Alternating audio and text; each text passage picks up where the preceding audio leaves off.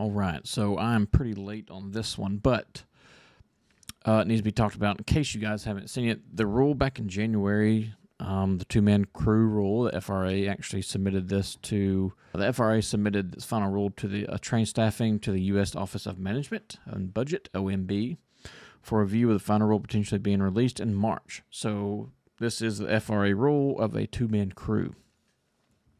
We've been talking about this for a long time.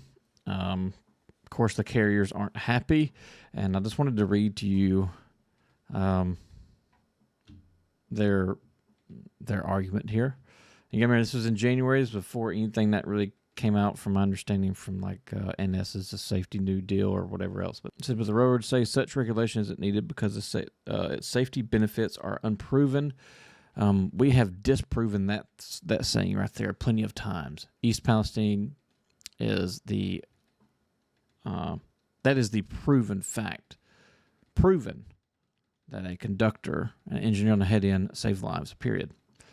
The carriers still just disregard that whole incident. They pretend like it never even happened, a lot like politicians do, just pretend something didn't even happen and just sweep it under the rug and forget about it. But, you know, creators and railroaders know we're not going to let this just go underneath the rug. We're going to continue to talk about it.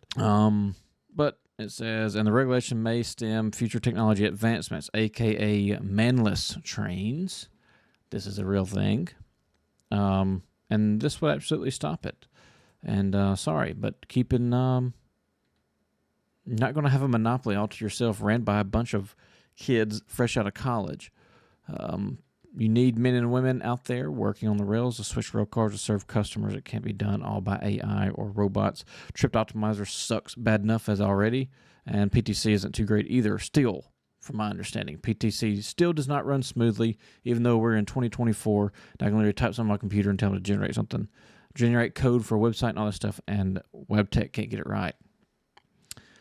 Makes you wonder if something's going on in the background. But anyways, short-line railroads argue that they should be exempt from the rule because many short-line operate on shorter networks where two-person crews may not be needed. No, I don't agree with that either. If it's going to be too many, it's be two across the board. Now, I know short lines don't have as much capital or money to float with all that, but that's where they're going to have to make cut costs somewhere else.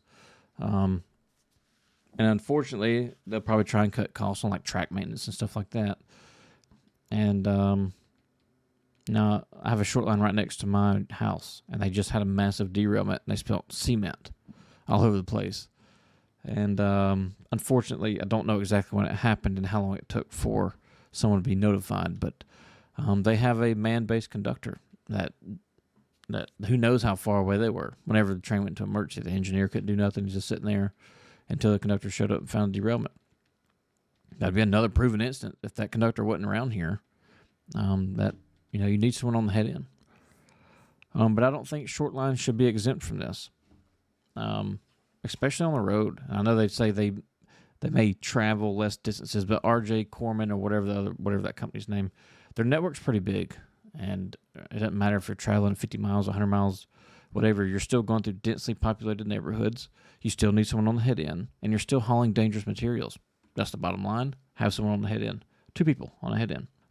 So the rulemaking would address the potential safety impact. I'm really glad the FRA said that.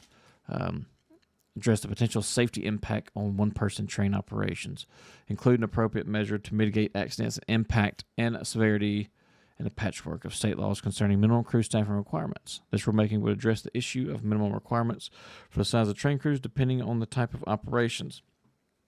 In an effort to encourage public participation, FRA extended the comment period from 60 to 146 pages held by a public hearing on December 14, 2022. So, this part right here is questionable. Depending on the type of operations, maybe if it's a non-hazardous train, the carriers are still going to try and get away with probably a one-man crew. FRA should make it black and white. Two-man crew on the head end all times, unless you're switching on local. But they didn't do that, but this is definitely a step in the right direction nonetheless.